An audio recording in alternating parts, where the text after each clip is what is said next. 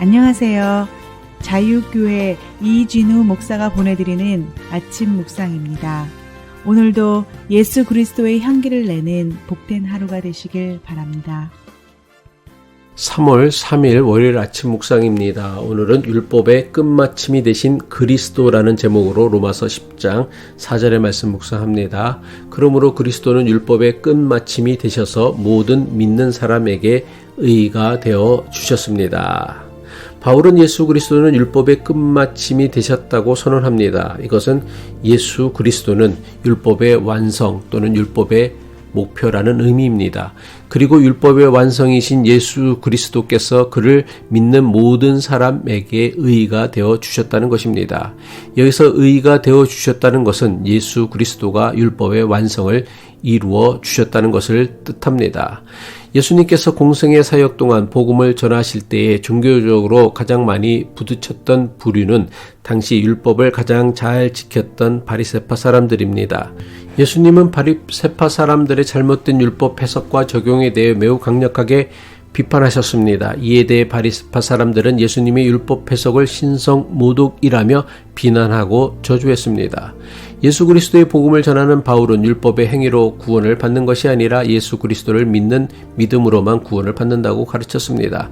그러나 바리새파 사람들을 비롯한 대다수 유대인들은 이러한 바울의 주장을 율법을 폐기하는 것이라 하며 바울을 공격했습니다. 바울은 율법이 더 이상 필요 없다고 주장한 것이 아니라 율법의 한계와 율법의 기능을 재정립한 것입니다. 바울은 율법을 지킴으로 구원받을 사람은 아무도 없다고 선언합니다. 율법을 통해서는 율법을 지킬 수 없는 죄인임을 깨닫게 된다는 것입니다. 그렇다고 바울은 율법을 악하다고 하지도 않았습니다. 오히려 율법을 선하고 거룩한 것이라고 했습니다. 로마서 7장 12절이죠. 그러므로 율법은 거룩하며 계명도 거룩하고 의롭고 선한 것입니다.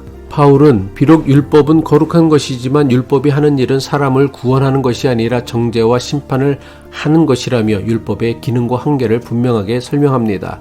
물론 율법이 있기 전에도 죄는 있었습니다. 하지만 율법이 없을 때는 죄를 죄로 여기지 않았습니다. 그런데 율법을 통해 비로소 죄가 죄라는 것을 알게 된 것입니다. 그리고 죄의 결과는 심판이라는 것입니다. 이것이 율법의 기능이라는 것입니다. 예를 들면 이렇습니다. 하늘을 나는 비행기가 폭발하면 비행기에 탄 사람은 어떻게 됩니까? 모두가 죽습니다. 비행기가 폭발하면 죽는다는 사실을 알아야만 사람이 죽을까요? 아니요. 그 사실을 전혀 모른다고 해도 비행기가 폭발하면 모두 죽습니다. 비행기가 폭발하면 죽는다는 사실을 알고 있느냐 없느냐는 살고 죽는데 아무 관련이 없습니다. 다만 차이가 있다면 비행기가 폭발하면 죽는다는 사실을 아는 사람은 두려움에 사로잡혀서 죽을 것이고 죽는다는 사실을 모르는 사람은 아무 생각 없이 그냥 죽을 것입니다. 바울이 주장하는 율법이 바로 이와 같습니다. 율법은 죄인이라는 것을 알려주는 기능을 할 뿐입니다. 죄를 짓지 못하게 하거나 사람을 살리지는 못합니다. 다시 말해 율법은 인간의 한계를 폭로하고 자신의 힘과 능력으로는 결코 율법을 지킬 수도 없으며 구원을 이룰 수도 없다는 것을 알게 해주는 역할입니다. 그런데 바리새파 사람들을 비롯한 율법주의자 유대인들은 자신의 힘으로 율법을 충분히 지킬 수 있다고 믿었습니다. 하지만 그 결과는 자신들조차 율법을 제대로 지키지도 못하면서 율법으로 다른 사람을 판단하고 정죄하였던 것입니다.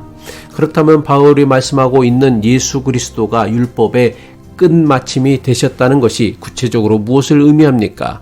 예수님은 산상수훈에서 율법을 폐하러 온 것이 아니라 완성하러 왔다고 말씀하셨습니다. 마태복음 5장 17절이죠. 내가 율법이나 예언자들의 말을 폐하러 온 줄로 생각하지 말아라. 폐하러 온 것이 아니라 완성하러 왔다. 율법을 완성하러 오셨다는 예수님의 말씀이 무슨 뜻입니까? 율법에 대해 바리새파나 율법주의자들과는 다른 새로운 해석, 새로운 가르침을 주신다는 것입니다. 율법에 대한 예수님의 새로운 해석, 새로운 가르침이 바로 바울이 주장하는 율법의 완성이자 율법의 끝마침이라는 것입니다.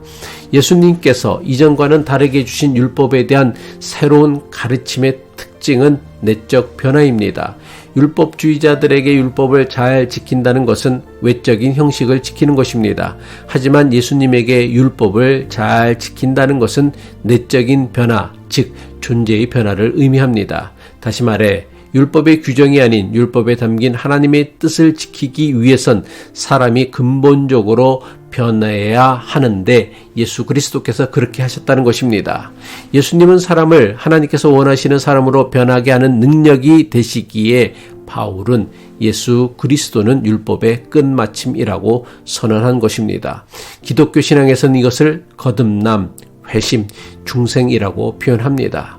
기독교 신앙은 율법을 지킴으로 새로운 생명을 얻는 것이 아니라 하나님으로부터 새로운 생명을 받아서 새롭게 태어났기에 하나님의 명령인 율법을 제대로 지킬 수 있다는 것입니다. 기도하겠습니다. 우리의 생명의 주인이신 하나님 아버지, 우리에게 율법을 통하여 죄를 깨닫게 하시고 예수 그리스도를 통해 참된 의와 구원을 선물로 주심을 감사드립니다. 우리의 마음을 새롭게 하시는 내적 변화, 존재의 변화로 주님의 뜻을 온전히 이루어 드리며 살게 하옵소서. 성령의 능력을 힘입어 날마다 거룩한 삶, 존귀한 삶, 사랑하는 삶을 살아가게 하옵소서. 예수 그리스도의 이름으로 기도합니다.